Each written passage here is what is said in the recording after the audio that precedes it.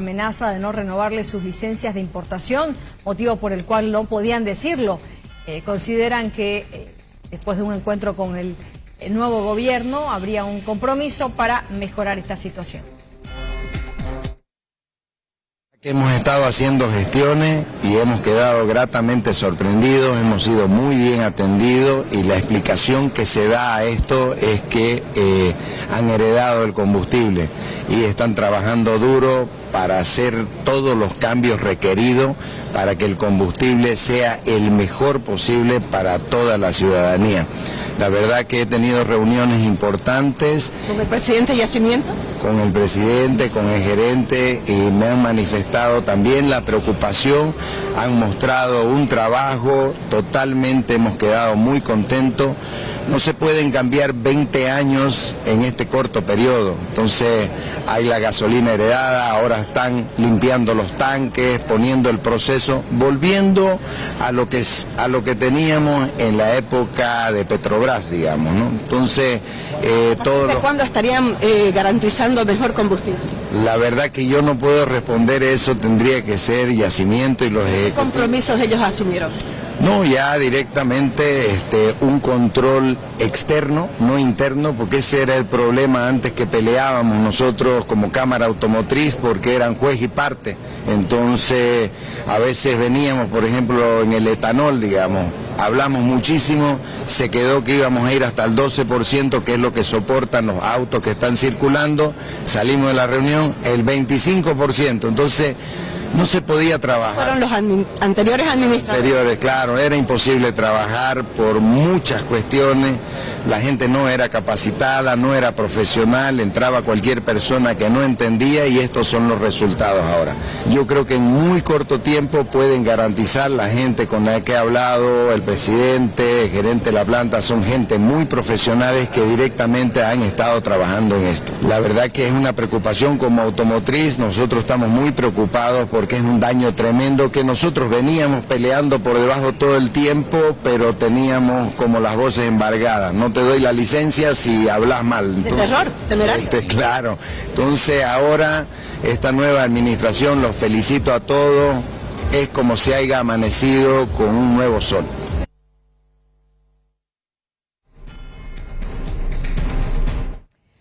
Hay mucho optimismo en la Cámara Automotriz en cuanto a los cambios que podrían haber en la calidad del combustible. Entre tanto, la dirigencia del Comité Cívico Pro Santa Cruz ha enviado una carta al presidente de YPFB, Youssef Aklin, planteando la necesidad de llevar adelante un plan de contingencia para resarcir daños a vehículos dañados por la calidad del combustible. En los últimos días hemos enviado una carta oficial a la cabeza de nuestro presidente cívico, Tello Cochamanidis, a la dependencia de Yacimientos Petrolíferos Fiscales Bolivianos YPFB para saber qué es lo que está sucediendo con respecto a la calidad de combustible que estamos teniendo hoy los bolivianos en nuestros motorizados. ¿Qué es lo que está pasando en la transmisión de calidad del combustible? ¿Quiénes la están almacenando? Si es que hay mano negra en esta, identificar y saber específicamente quiénes son estos que hacen mano negra y deban ser sancionados por ley. Es que estamos solicitando al gobierno nacional que se vea la forma inmediata de dar una compensación a los que tienen motorizados que en este momento se ha erogado economía en este primer mes del año. Que hagamos los reclamos debidos ya directamente a la ANH para iniciar nuestro proceso de compensación de nuestros vehículos, nuestros motorizados. Es más, ya el procedimiento seguramente se lo irán a decir las autoridades que corresponden. En medio de todo esto llama la atención la declaración de una senadora de la Alianza Unidad que incluso ha proporcionado públicamente su número de teléfono celular, ha dicho que ella personalmente recepcionará cada una de las denuncias, que será parte de toda una documentación, dice ella, de respaldo para exigir a las autoridades de YPFB resarcimiento a todos los vehículos dañados. Pido a todos quienes quieren desarrollar su denuncia, aquí está el formato para que se pueda presentar, siga su conducto regular, pero además debe adjuntar a esta denuncia un informe técnico de su mecánico, pero también así debe presentar la hoja de costos que le ha significado como perjuicio por el tema de arruinar el tema de su motorizado. De esta manera queremos llegar de que vehículo dañado, motorizado dañado, debe ser responsabilizado por las instituciones de YPFB. Este formato se pueden contactar a mi número de celular 67 67 13 67 o también pueden dirigirse a la Cámara de Senadores en la comisión territorial, en la cual, bueno, yo solicito, yo voy a contribuir a estas causas, Bueno, pero no es la única. El candidato a la gobernación y senador de la Alianza Libre, Branko Marinkovic, también ha hablado sobre este tema y ha dicho que lo que está pasando en cuanto a la comercialización y distribución de combustible no es más que una prueba de que esta cadena de distribución y venta debe pasar a manos de privados. El tema de la mala calidad de combustible viene hace varios años, ¿no? O sea, yo que tengo otra empresa de transporte hemos sufrido con los camiones con la mala calidad de diésel, cambios de inyectores, bombas, ha sido realmente extremadamente caro lo que le ha costado al transporte. Lo que hay que hacer es arreglar esto y ver quiénes son los que, si se sigue con este tema, hay que ver quiénes son los responsables.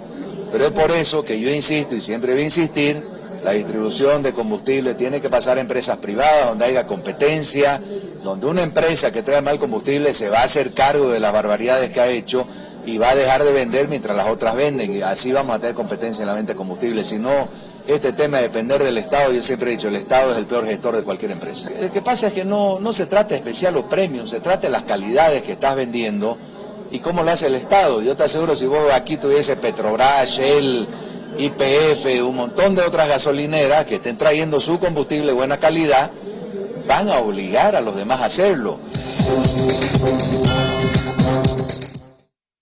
Hablamos ahora acerca de otro de los misterios sin resolver y tiene que ver con las 31 maletas que llegaron finalizando el mes de noviembre al Aeropuerto Internacional de Viru y cuyo contenido aún se desconoce. Por lo menos no se ha logrado confirmar qué traían exactamente en un jet privado por el que se habría pagado la módica suma de $150.000. No traían ropa, es lo que muchos deducen, pues pagar una cantidad como esa para un viaje en un vuelo privado, sin duda alguna, no ameritaba. El comandante general de la policía finalmente rompió el silencio respecto a cuál es el grado de responsabilidad de esta institución en torno a este escándalo que se dio a conocer casi 2 meses después de haberse registrado.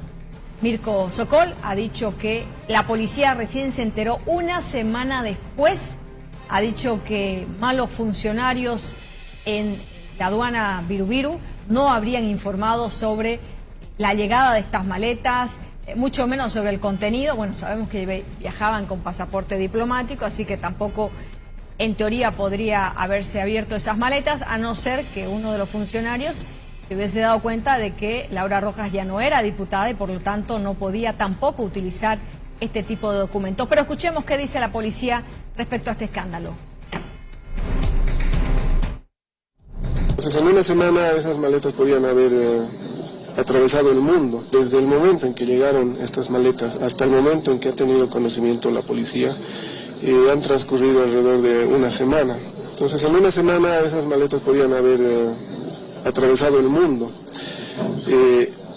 La policía boliviana está realizando y ha realizado un trabajo prolijo pese a las limitaciones y que al transcurrir el tiempo ya se habían perdido muchos de los elementos que nos hubieran servido para una mejor investigación, pero a pesar de ello se tienen resultados, se tiene gente aprendida, se conoce en parte la verdad histórica de lo que ha ocurrido y hay algunos elementos que todavía nos falta aclarar, que lo vamos a hacer seguramente en los próximos días. ¿A funcionarios de qué institución se atribuye esa demora en la información que se ha proporcionado a la policía?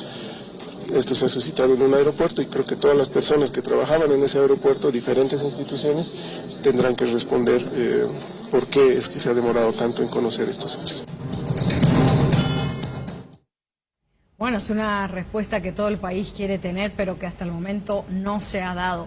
Hay una imagen que parece ir aclarando aún más el panorama y mostrando versiones que tienen que ver con qué fue lo que en realidad sucedió ese 26 de noviembre y quiénes estaban al tanto de lo que estaba sucediendo. Este video, que ha sido filtrado de una de las cámaras de seguridad del Aeropuerto Internacional de Viru muestra justamente a este ciudadano que está con los lentes y que está colgando su identificación como funcionario aduanero en una conversación a risas, era muy amigable, con a un juez encarcelado, Eber Ceballos, quien obviamente estuvo también en el Aeropuerto Internacional de Viru acompañado de una señorita para el retiro de estas 31 valijas que ingresaron sin el control respectivo, pues quien dijo ser la dueña estaba usando aún un pasaporte diplomático que no tenía que estar usando a esas alturas del año. Pero bueno, este es el video que muestra justamente al señor Álvaro Barberí, que sería un funcionario aduanero,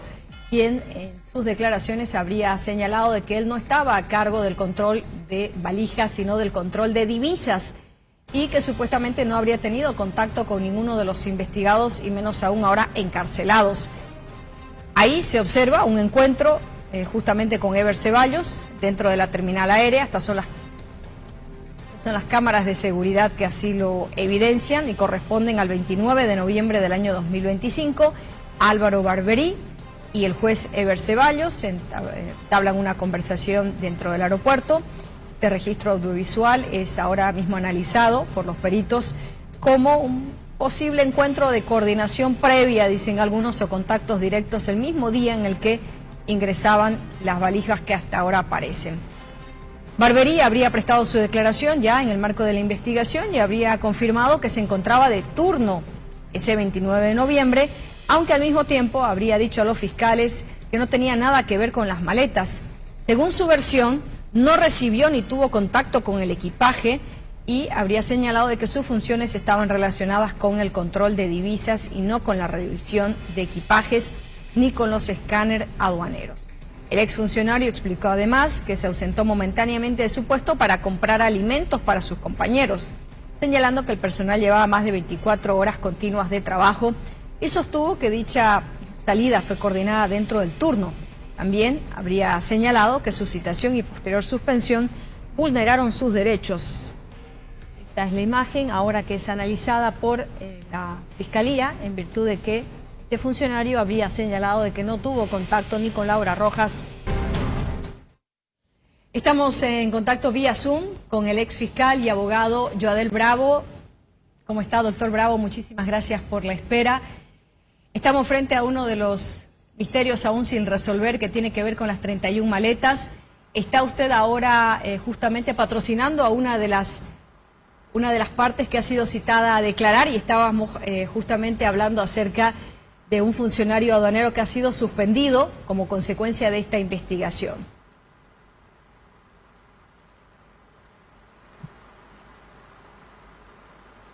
Doctor Bravo, ¿me escucha?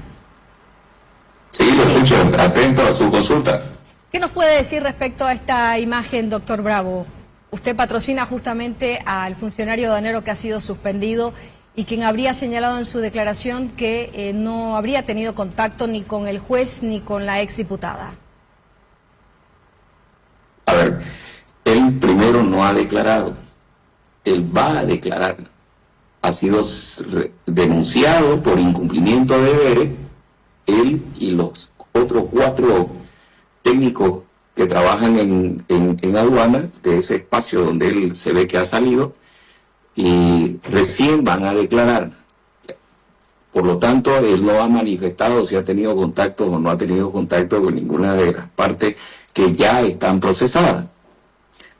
Yo celebro que esta imagen haya salido, porque la íbamos a pedir conjuntamente con las imágenes de ingreso al aeropuerto y salida de vehículos, porque esa imagen es el momento previo a la entrega de las maletas, ¿no?, que las recibe la exdiputada. Yo no conocía que el juez haya estado en ese lugar, pero al momento previo de que la diputada gestione las maletas, mi cliente, al ser el mediodía, fue designado por el resto de sus colegas porque era el único que poseía vehículo, para ir a comprar pollo al pueblo, a la ciudad, ¿ya?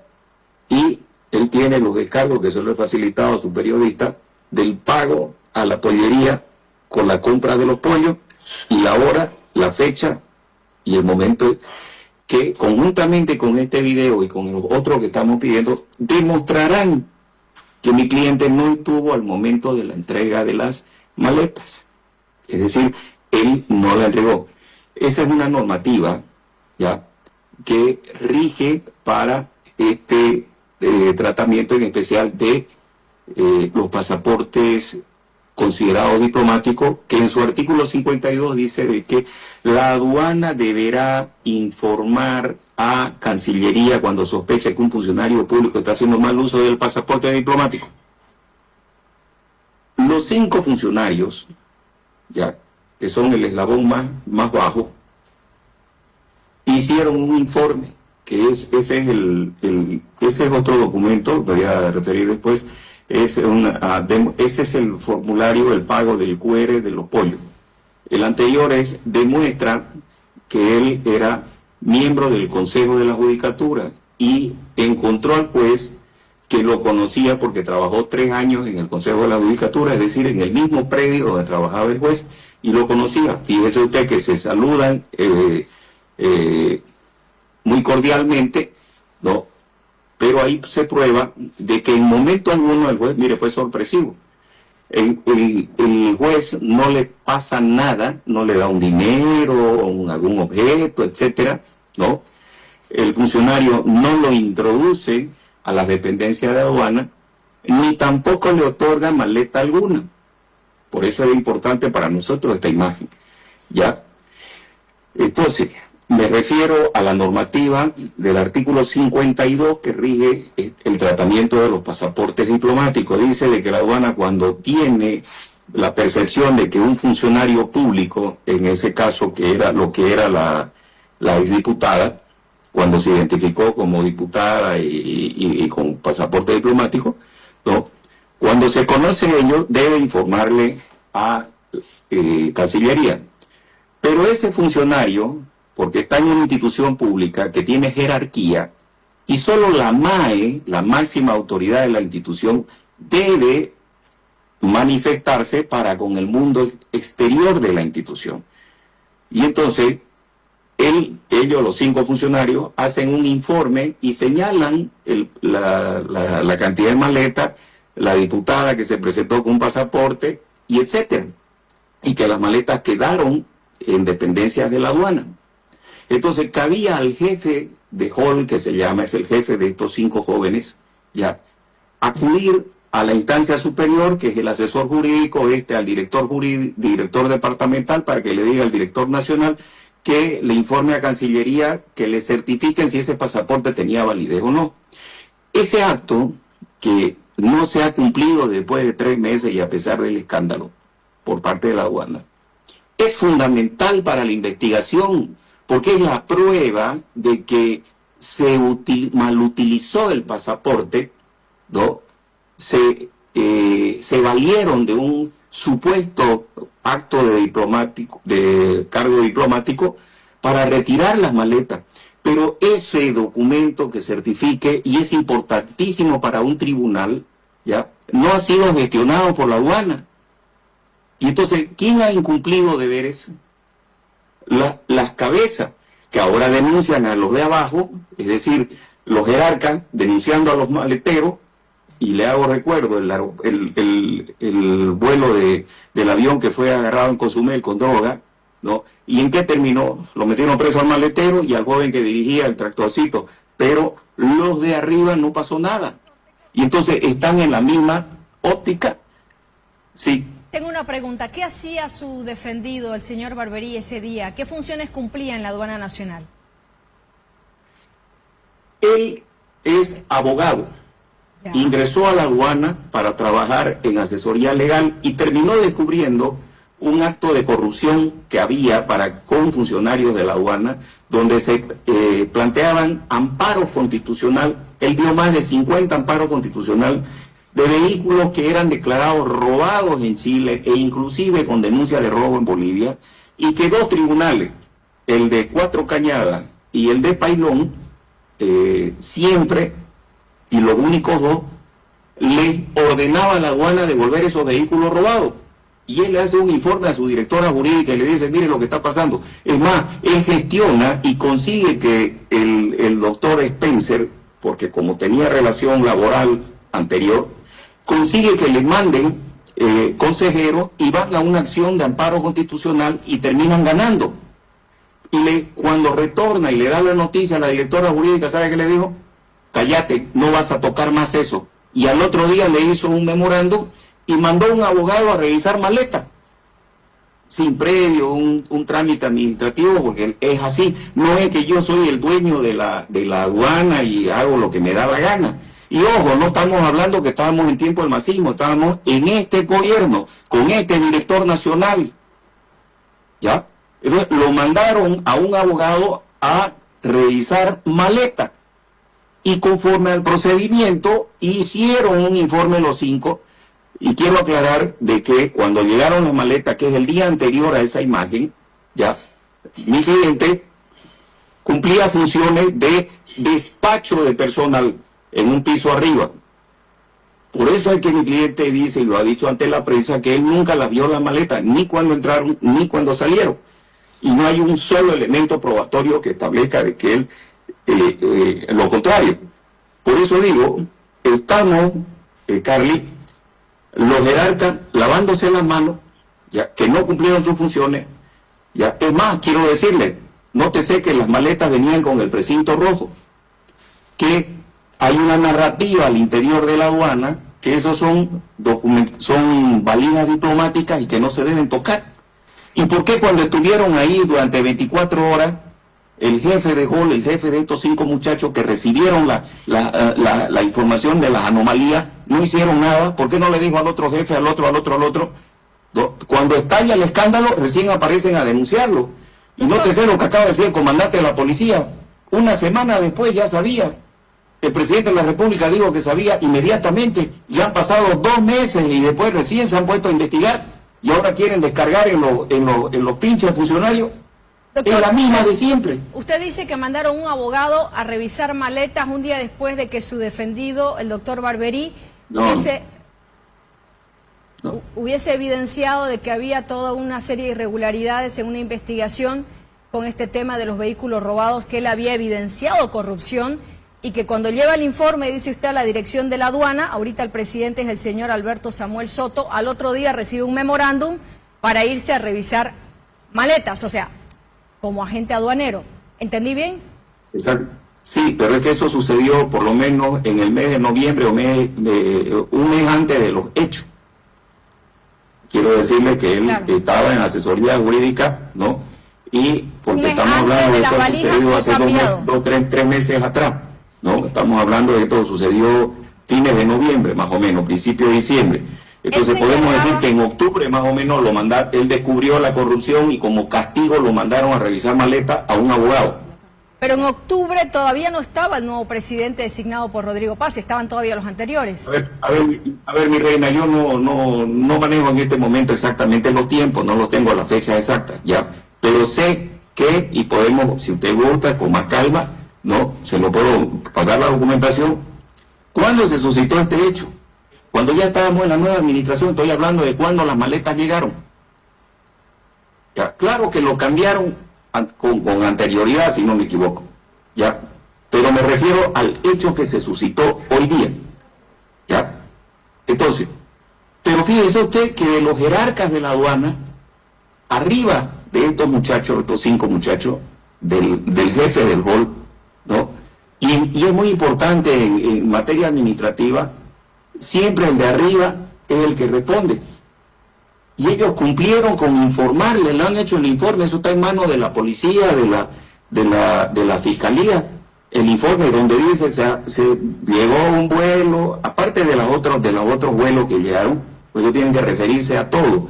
Si alguien se desmayó, sufrió una descompensación, el menor de los detalles, tiene que ser un informe, los 5, no es individual. Ya. Entonces ellos hicieron el informe y declararon el problema de las maletas.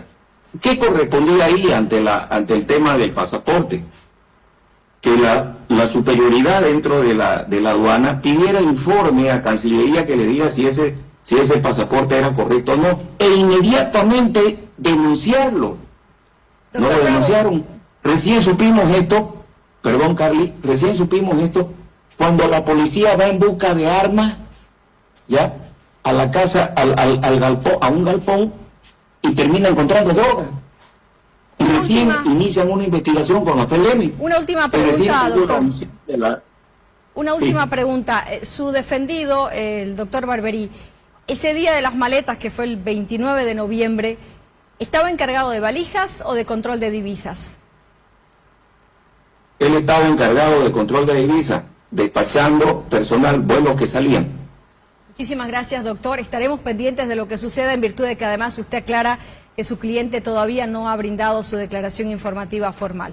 Muchísimas gracias, doctor Bravo.